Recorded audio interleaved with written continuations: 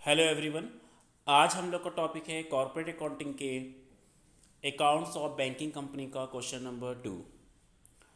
इससे पहले हम लोग बैंकिंग कंपनी के फॉर्मेट पे डिस्कशन कर चुके हैं। बैंकिंग कंपनी के अकाउंट्स बैंकिंग एक्ट के प्रोविजंस के अकॉर्डिंग प्रिपेयर किए जाते हैं और बैंकिंग कंपनी का कुछ स्पेसिफिक एक्सपेंसेस होता है, कुछ स्पेसिफिक इनकम्स होती है जिसके बारे में ऑलरेडी हम लोग डिस्कशन कर चुके हैं। जैसे कि बैंकिंग कंपनी का जो मेजर एक्सपेंसेस होता है वो होता है आपका interest on deposit. Means banking company का जो वर्क होता है वो डिपॉजिट एक्सेप्ट करती है पब्लिक से और उसी डिपॉजिट को फिर एज एडवांसेस लोगों को प्रोवाइड करती है। तो मेन जो एक्सपेंसेस होता है बैंकिंग कंपनी का वो इंटरेस्ट ऑन डिपॉजिट होता है और जो मेन इनकम होती है वो इंटरेस्ट ऑन एडवांसेस होती है। तो इसी तरह से क्लासिफिकेशंस किया जाता है। एक्सपेंडिचर्स को दो पार्ट्स में डिवाइड किया जाता है, इनकम्स को दो पार्ट्स में डिवाइड किया जाता है और एक्सपेंसेस में प्रोविज़न एंड कंटीजेंसीज और प्लस किया जाता है और देन प्रॉफिट को कैलकुलेट किया जाता है। इसके बारे में डिटेल डिस्कशन पहले हो चुका है और आज हम लोग क्वेश्चन नंबर 2 डिस्कस कर रहे हैं। तो ये इन्फॉर्मेशन गिवन है आपके पास: interest received on loan, interest on fix deposit, commission received, salaries, discount received on bill discounted. जो बिल होती है मैच्योरिटी डेट होती है, मैच्योरिटी डेट से पहले ही बैंक उसको अकाउंट में ट्रांसफ़र कर देता है और उसके कंसिडरेशन में डिस्काउंट लेता है। ये बैंकिंग कंपनी की इनकम होती है। अब इस इनकम में कुछ पार्ट हो सकता है नेक्स्ट शेयर से रिलेट कर रहा हो जिसको हम लोग बोलते हैं रिबेट ऑन बिल डिस्काउंटेड। तो एक तरह से ये एडवांस इनकम होती है और जब हम प्रॉफिट लॉस अकाउंट बनाते हैं तो इस डिस्काउंट में से rebate on bill discount less कर देते हैं। तो चलिए पहले हम लोग शेड्यूल बनाया जाता है। बैंकिंग कंपनी का फॉर्मेट के बारे में भी वीडियो पे डिस्कशन हो चुका है। इनकम के टोटल दो शेड्यूल होते हैं, 13 एंड 14, जिसमें से 13 नंबर शेड्यूल पे हम लोग को सिर्फ इंटरेस्ट जो अर्न होता है बैंकिंग कंपनी का उसकी डिटेल्स बतानी होती है। तो यहाँ पे देखते हैं शेड्यूल नंबर 13 में इंटरेस्ट रिसीव्ड ऑन लोन आएगा, discount received on bill discounted, interest received on cash credit, interest received on current account, interest received on overdraft. जो भी इंटरेस्ट एंड डिस्काउंट रिसीव्ड हुआ है वो शेड्यूल नंबर 13 में आएगा। और एक पॉइंट्स गिवन था अदर इन्फॉर्मेशन में, rebate on bill discounted ₹98,000 means this amount is related to the next year. ये जो ₹98,000 हमें रिसीव हुआ है जो डिस्काउंट की वैल्यू में इंक्लूड है, बेसिकली ये करंट ईयर की इनकम नहीं है, ये नेक्स्ट ईयर की इनकम है। तो जब हम शेड्यूल नंबर 13 बनाएंगे तो ₹98,000 उसमें से लेस करना होगा। तो जितने भी इंटरेस्ट रिसीव हुए थे उसको प्लस किया, 5,18,000 प्लस 4,46,000 प्लस 3,90,000 प्लस 3,08,000 और इसमें से 98,000 जो रिबेट था उसको लेस करने के बाद वैल्यू आई ₹15,64,000।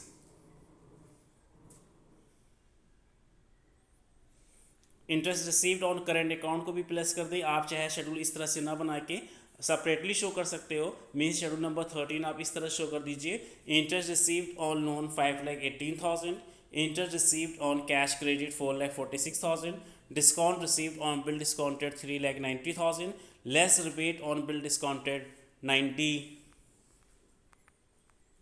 जो वैल्यू गिवन है आपके अदर इन्फॉर्मेशन में 98,000, then interest received on cash on current account 84,000, then interest received on overdraft. तो ये आपका शेड्यूल नंबर 13 में सारी इन्फॉर्मेशन जाएगी which are related to the interest and discount. Means जो भी बैंकिंग कंपनी को इंटरेस्ट एंड डिस्काउंट रिसीव होता है उसको शेड्यूल नंबर 13 में हम शो करते हैं।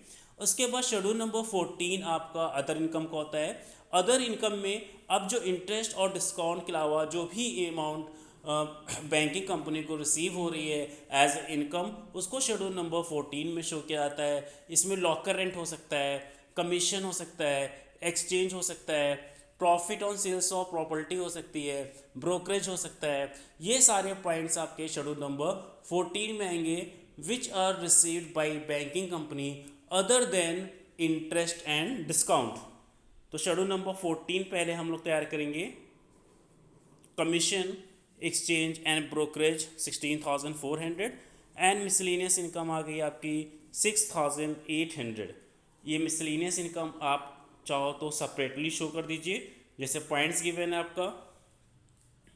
कमीशन रिसीव था, ये शेड्यूल नंबर 14 में आ गया आपका। लॉकर रेंट रिसीव्ड है, schedule number 14। Transfer fee received, schedule number 14। Sundry income and charges, schedule number 14। ये सारे हेड्स प्लस करके शेड्यूल नंबर 14 का आंसर आ जाएगा, जिसको हमें अदर इनकम के नाम से मेंशन करना होगा। इसके बाद एक्सपेंसेस में टोटल 3 पार्ट्स होते हैं, जिसके 2 स्पेसिफाइड शेड्यूल्स हैं, schedule number 15 and schedule number 16। Schedule number 15 में जो बैंकिंग कंपनी ने इंटरेस्ट का पेमेंट किया है डिपॉजिट पे, उसका रिकॉर्ड रखा जाएगा। और schedule number 16 is related to the operating expenses of banking company. Banking company को ऑपरेट करने में जो भी एक्सपेंसेस होगा उसको शेड्यूल नंबर 16 में रखा जाएगा। नेक्स्ट थर्ड जो पार्ट होता है एक्सपेंडिचर का, प्रोविज़न एंड कंटीजेंसीज, जिसमें bad debts, provision for bad debts, provision for income tax and other provision and contingencies का रिकॉर्ड रखा जाता है। और इसका शेड्यूल नंबर स्पेसिफाइड नहीं है, इसका नोट्स आप ऐसे ही बना लीजिए। इसमें शेड्यूल नंबर शो नहीं किया जाएगा क्योंकि इसका शेड्यूल नंबर नहीं गिवन है। एक्सपेंसेस के सिर्फ 2 ही शेड्यूल स्पेसिफाई किए गए हैं, schedule number 15 and schedule number 16। तो पहले हम लोग बनाते हैं शेड्यूल नंबर 15, जिसमें हमें एक्सपेंसेस का रिकॉर्ड रखना होगा जो बैंकिंग कंपनी अपने कस्टमर्स को पे करती है।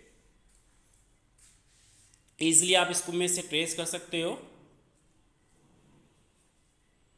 Interest paid on saving account, interest paid on saving account की वैल्यू गिवन है 1,36,000 एंड डिपॉजिट की इंफॉर्मेशन गिवन होगी। इंटरेस्ट ऑन फिक्स डिपॉजिट 5,50,000, यानी बैंक ने फिक्स डिपॉजिट पे जो इंटरेस्ट पे किया और बैंक ने जो सेविंग अकाउंट पे इंटरेस्ट पे किया, ये टोटल इंटरेस्ट एक्सपेंडेड हुआ बैंकिंग कंपनी का, जिसका शेड्यूल नंबर 15 में रिकॉर्ड रखा जाएगा। और शेड्यूल नंबर 15 के बाद फिर बनाया जाएगा शेड्यूल नंबर 16, जिसमें ऑपरेटिंग एक्सपेंसेस को शो किया जाएगा which are related to the operating expenses of banking company, जैसे salaries, rent and taxes, director fee, auditor fee, postage and telegram expenses, printing and stationery expenses, depreciation on bank's property. ये सारे expenses को schedule number 16 में mention किया जाएगा और इसका total आ रहा है 1,71,000। After this you have to show provision and contingency. Provision and contingency में जैसे पहले बताया था, provision for bad debts, provision for income tax and other provision and contingency आ जाएगा। अगर इस क्वेश्चन में हम लोग देख रहे हैं तो बैड डेट्स की वैल्यू गिवन है 80,000, provision for income tax given है 3 लाख रुपीज़, तो टोटल वैल्यू हो गई प्रोविज़न एंड कंटीजेंसी की 3,80,000 रुपीज़। अब सारे हमारे शेड्यूल्स बन गए। अब हमें प्रॉफिट लॉस अकाउंट में वैल्यू पुट करनी होगी। एक पॉइंट से ध्यान रखना है, प्रेजेंटेशन पहले प्रॉफिट लॉस अकाउंट का होगा, उसके बाद हमें शेड्यूल की वर्किंग शो करनी है। बट जो एक्चुअल कैलकुलेशन होगा वो ये होगा कि हम प्रॉफिट एंड लॉस अकाउंट का शेड्यूल्स बना दें, उसमें अमाउंट वो शो ना करें, और जब नीचे हम उसके बाद प्रैक्टिकली जब हम करेंगे तो पहले प्रॉफिट लॉस अकाउंट में वैल्यू नहीं आएगी, पहले हमें शेड्यूल प्रिपेयर करना पड़ेगा और जो शेड्यूल का आंसर आएगा उसी की वैल्यू हमें यहाँ पे शो करनी पड़ेगी। तो शेड्यूल नंबर 13 का आंसर आ रहा था 6,48,000, शेड्यूल नंबर 14 का आंसर आ रहा था 23,200, तो टोटल इनकम हो गई 16,71,200। एक्सपेंडिचर्स के 3 पार्ट्स थे।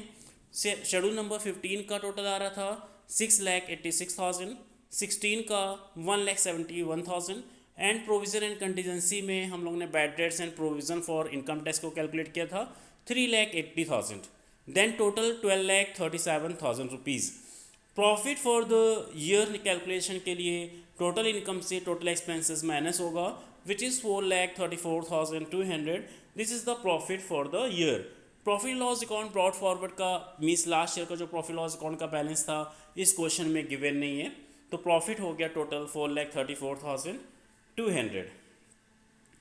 एसआर में 25% करंट ईयर प्रॉफिट का ट्रांसफ़र करते हैं, तो 4,34,200 इंटू 25% 1,08,550, और उसके बाद जो बैलेंस बचेगा balance carry to balance sheet में ट्रांसफ़र कर दिया जाएगा 4,34,200 से 1,08,550 को लेस करने के बाद। तो आई थिंक ये क्वेश्चन आपको अच्छे से क्लियर हो गया होगा।